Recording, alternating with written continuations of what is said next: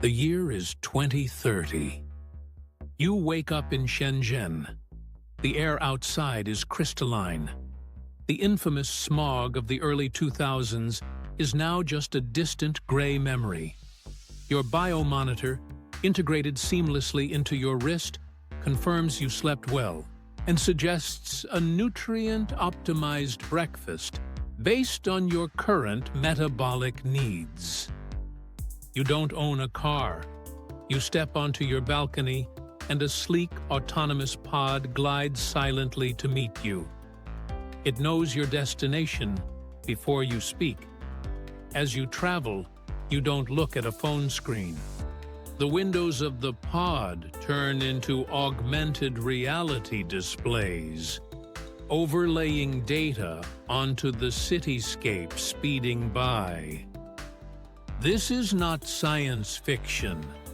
This is the reality of China in 2030.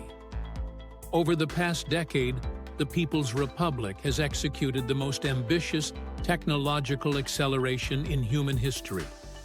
They moved beyond copying, beyond mere manufacturing, and into an era of defining the future. They built a society where intelligence, both human and artificial, is the new electricity.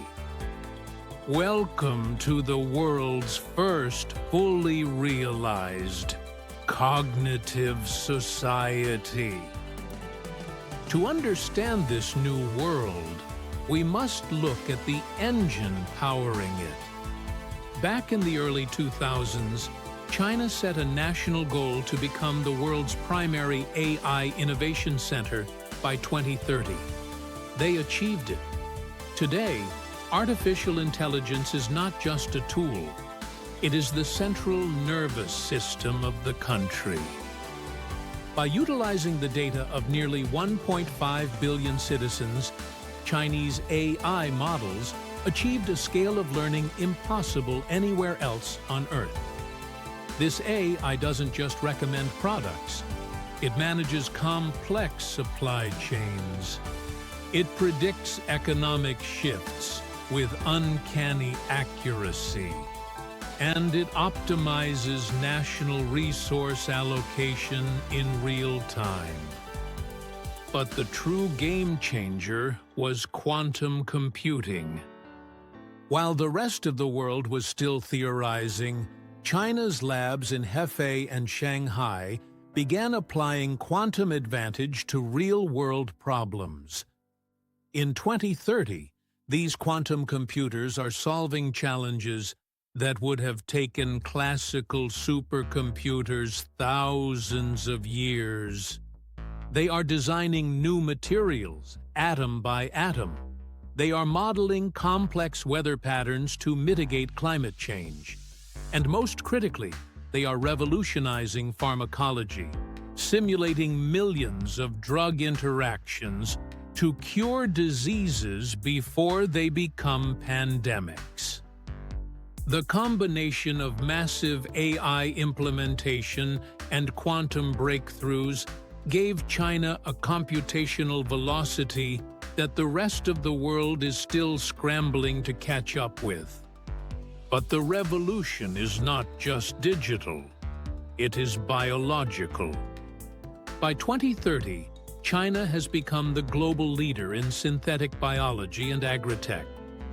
Faced with a massive population and limited arable land, the country turned to technology to secure its food supply. In the outskirts of cities like Chongqing and Beijing, traditional farms have been replaced by towering vertical forests. These are massive, AI-controlled skyscrapers filled with hydroponic crops. They are tended to by swarms of micro-drones that pollinate and monitor the health of every single leaf. Furthermore, CRISPR gene editing technology has moved out of the lab and into the supermarket. Rice and wheat strains have been engineered to be drought-resistant and hyper-nutritional. Lab-grown meat is now a staple. indistinguishable from the real thing, drastically reducing the country's carbon footprint. Through technology, China solved the oldest problem of civilization: hunger. Perhaps the most visible change by 2030, however, is the environment. The China of the past, the world's factory and largest polluter, has transformed into the Green Titan. Driven by the government's dual carbon goals set in 2020, the nation underwent an energy revolution. By 2030, the Gobi Desert has been transformed into the world's largest solar energy park, visible from space. The eastern coastline is lined with massive offshore wind farms, utilizing turbines twice the size of those a decade earlier. But the ultimate prize is nuclear fusion. Building on the success of the experimental artificial sun reactors in the 2000s and 20s, China in 2030 has operational pilot fusion plants connected to the grid. They are not yet the primary power source, but they proved that virtually limitless, clean energy is possible. This massive influx of green energy powers the world's largest fleet of electric vehicles. The internal combustion engine is practically extinct in major cities. The national grid is a smart grid run by AI that instantly balances the fluctuating power from wind and solar across the entire continent. Now, let's look at the workforce. The demographic crisis of the 2020s, an aging population and a shrinking workforce, was seen as a fatal flaw, but China solved it with the robotic renaissance.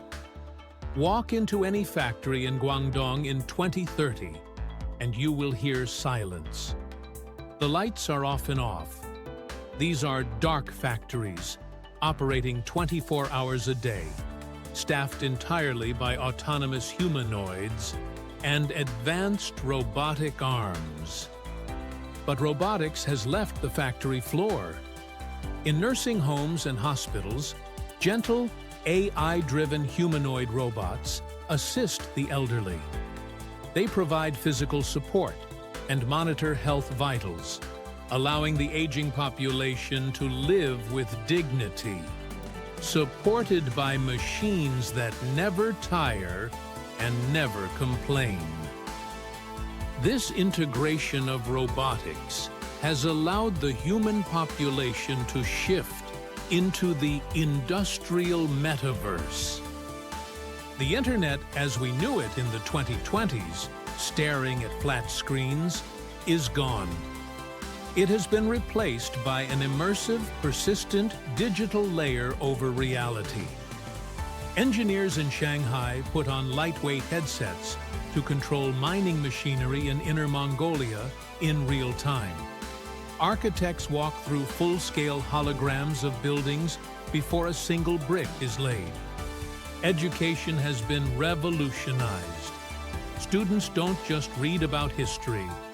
They step into virtual simulations of the past, guided by AI tutors tailored to their specific learning speed. The physical and the digital have merged. How does this technology feel to the average citizen? Life in 2030 is frictionless, hyper-efficient, and deeply monitored. Healthcare has shifted from treatment to prevention. Genetic screening and AI diagnostics are routine. By analyzing your daily biometric data, medical AIs can detect signs of cancer or heart disease years before symptoms appear. Life expectancy has jumped significantly. The cities themselves are alive. Sensors embedded in everything, from lamp posts to sewage pipes, feed data into the city brain. This AI manages traffic so effectively that congestion is rare. It optimizes waste collection and directs emergency services instantly. Connecting these smart cities is a transportation network that defies belief. The high-speed maglev train network now connects the major economic clusters, traveling at speeds of 600 kilometers per hour. A trip from Beijing to Shanghai takes less than 3 hours. The country has effectively shrunk, becoming one massive interconnected economic superorganism. But this seamless existence comes with a condition: total integration into the digital social governance system. By 2030, the social credit system is fully mature and integrated with the digital yuan, the national currency. Every interaction, financial or social, becomes a data point. For the average citizen, this means unprecedented safety and convenience. Crime rates in major cities are near zero. Trust in business transactions is ensured by the system. If you are a good citizen with a high score, you get instant loan approvals, VIP travel booking, and discounts on energy. However, the system allows the state perfect visibility. Jaywalking, posting dissenting opinions online, or associating with low-score individuals can have immediate automated consequences. It restricts travel or access to certain services. It is a society of algorithmic governance, prioritizing collective stability and efficiency above all else. By 2030, China's gaze is firmly fixed upwards and outwards. The technological boom has reshaped the geopolitical landscape. The defining frontier is space. The China National Space Administration, having successfully landed humans on the Moon in the late 2000s, now operates the International Lunar Research Station at the lunar South Pole. It is a permanent, staffed base, largely automated by AI robotics, mining resources like helium-3 for future energy needs. This is not just exploration. It is the beginning of the space economy. China's Tiangong space station has been expanded, becoming the largest orbital platform, serving as a hub for scientific research and deep space manufacturing of materials that can only be created in zero gravity. Down on Earth, the People's Liberation Army has completed its modernization. It is now a fully digitized intelligent force. Hypersonic drone swarms, controlled by AI, define the new military doctrine.